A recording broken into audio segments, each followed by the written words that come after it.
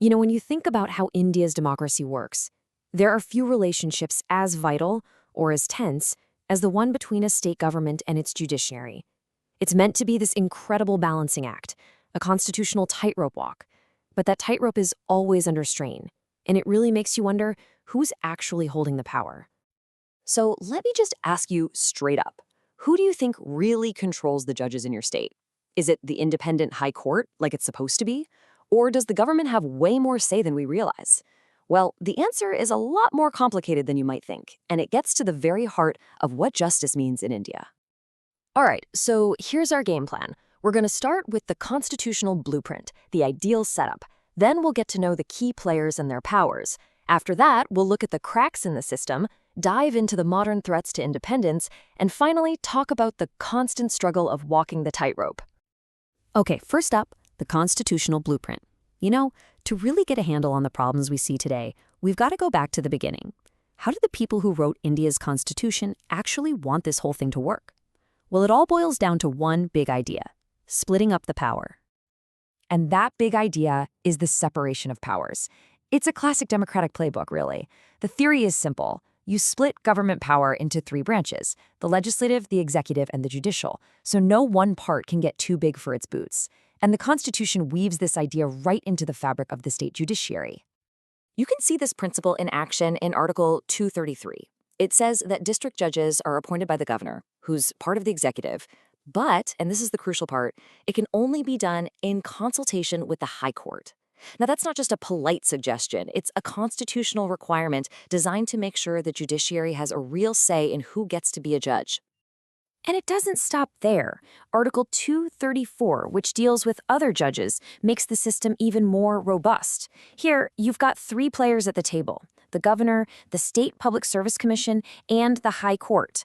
The whole point here is to make sure hiring is based on merit and that no single group can control who gets these powerful jobs. Now, this is the big one. Article 235 is like the judiciary's main shield.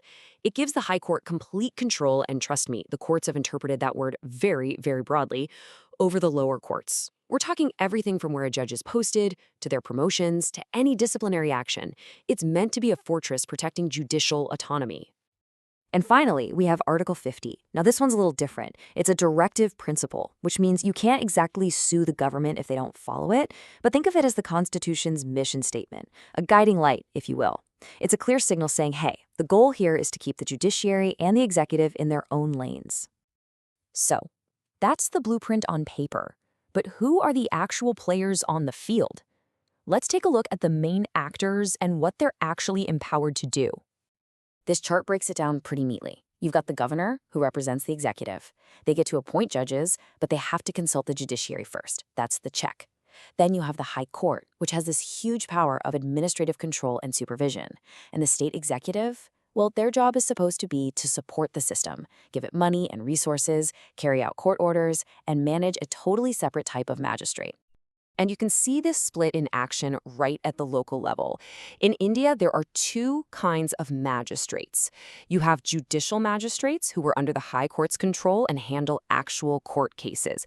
They're the ones who might sentence someone for a crime. Then you have executive magistrates who report to the state government. They handle administrative stuff like issuing a permit for a protest. It's a clear line drawn in the sand to keep judicial decisions out of the government's hands. Okay, so we've seen the perfect world on paper, the ideal system laid out in the Constitution.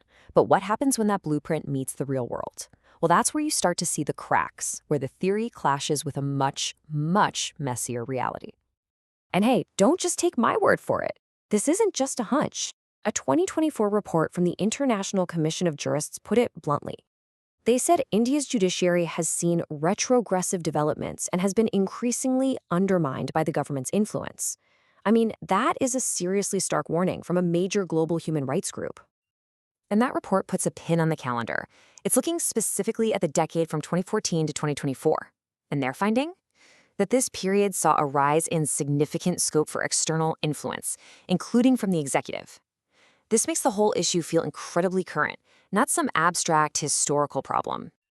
So, what do these threats actually look like on the ground? In this section, let's break down the specific ways this carefully designed system is being put under some serious stress. The system's getting squeezed from all sides. You see it when the process for appointing judges turns into a standoff, with claims that the government has an effective veto. You see it when a judge rules against someone powerful and then has to rely on state-controlled police for their own safety. You definitely see it when court orders are just ignored. And it's there in the lack of transparency, in the secret processes for appointments, and deciding which judge hears which case. And look, this isn't just an outsider's opinion. These alarms are being sounded from inside the House. Former Supreme Court Justice Madan B. Lacour has said it plainly. There is considerable interference from the executive in judicial appointments. When a former top judge says that, you know it's serious. So, with all this pressure, it might sound pretty bleak, right? Like the whole system is about to fall apart. But it's not that simple. The fight for balance is happening every single day. And this last section is all about that constant struggle, that push and pull. Because despite all the challenges, the judiciary has an ace up its sleeve: judicial review. This is the ultimate check. High courts have the awesome power to look at anything the government does, and if it violates the Constitution, they can just strike it down. It's the judiciary's constitutional trump card. So really, what it all boils down to is this: a constant, ongoing tension. It's a tug of war. On one side, you've got the constitutional dream of a completely independent judiciary, and on the other, you've got the political reality of a government that naturally wants more control. The health of India's democracy really depends on where that balance point settles. And this brings us right back to where we started. The blueprint is clear, but the real-world pressures are massive. So I'll leave you with this to chew on. Is that foundational idea, the separation of powers, strong enough as it is today to guarantee independent justice for India's future?